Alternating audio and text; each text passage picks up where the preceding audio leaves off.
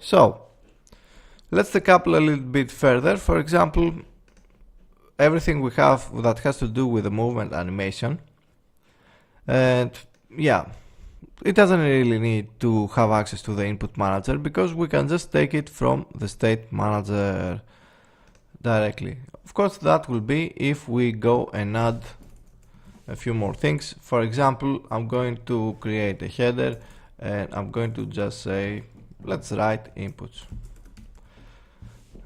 We've already written a few stuff we can use. Basically, it's this the stuff we have inside over here, but I want to keep them separate, so when I want to delete them, I can delete them normally. So this will be, let's say, vertical,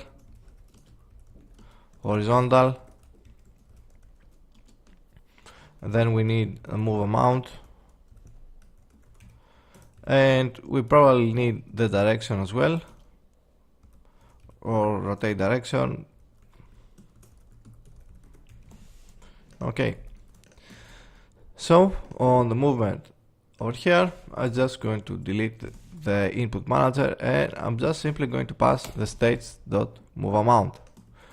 However, we do need to update those, and we update those from over here, but the input manager itself is a mono action, so we need a reference to the state manager of the player. Okay, the idea is that we're going to have a lot of state managers. So let's go and create a new scriptable as a variable again, and well, we can just do it over here, I guess. And I'm going to say states manager variable, and this will reflect to the state manager of our player. Let's find it. State manager didn't open.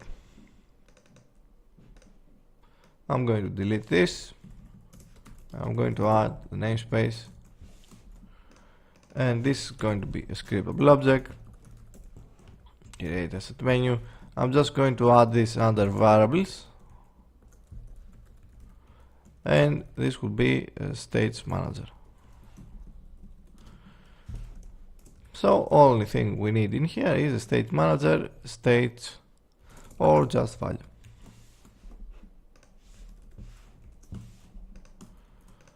Okay, let's also create a new script that assigns on enable assign state manager, and we written that wrong. Anyway, let's delete this after it compiles.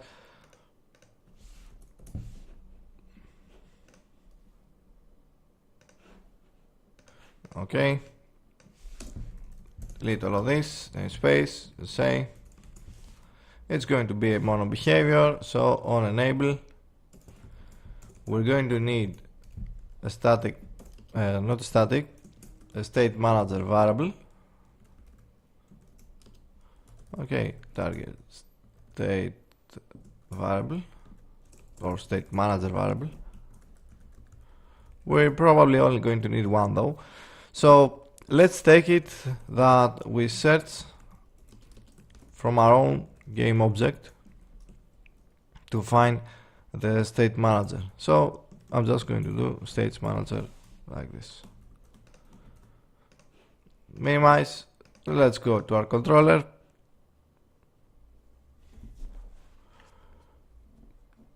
We need to remove this, although yeah, okay. Controller object transform.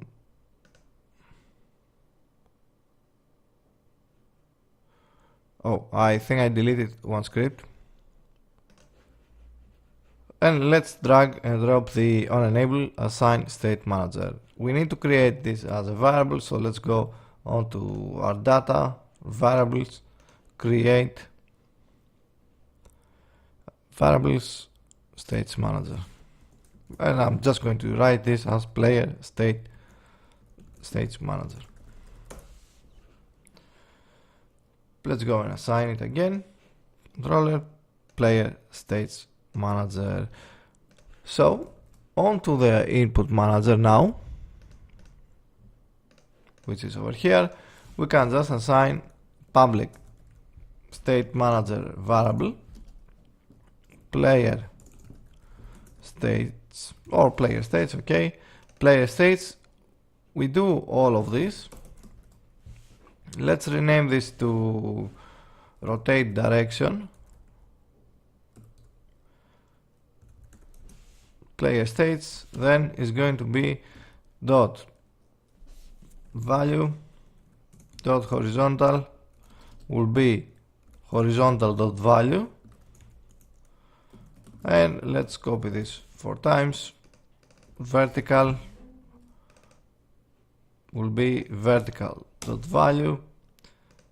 Then over here we need the move amount, which is going to be now the move amount we have, and the rotate direction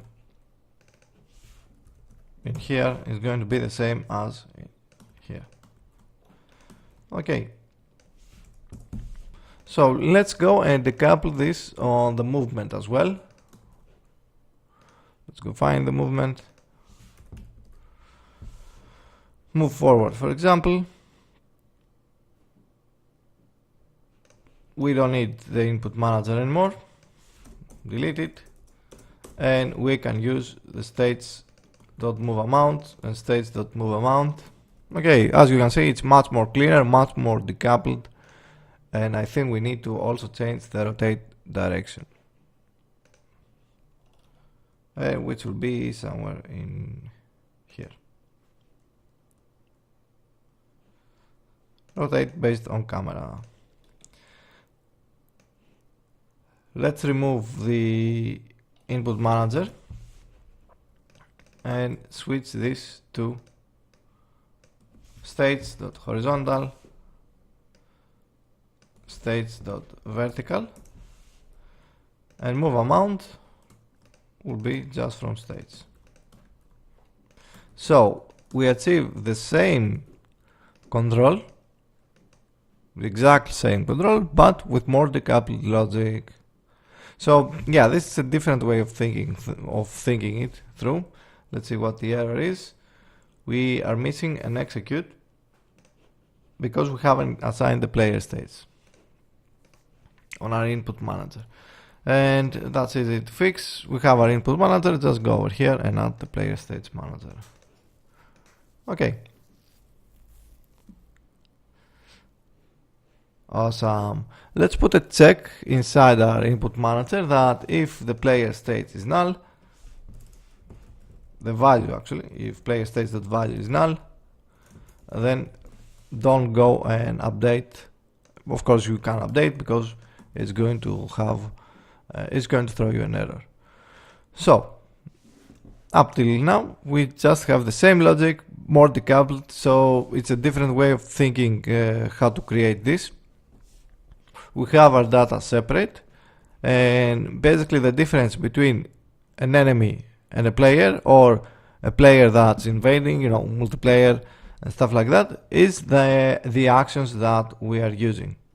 For the most part they're going to be the same based on the state they are in, but the player will have a few more controls, a few more specialized classes, but everything else should be the same and should be much easier to implement now.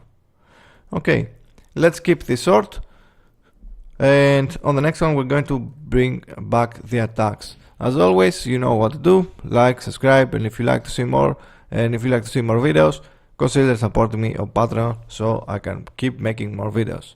I'll see you on the next one.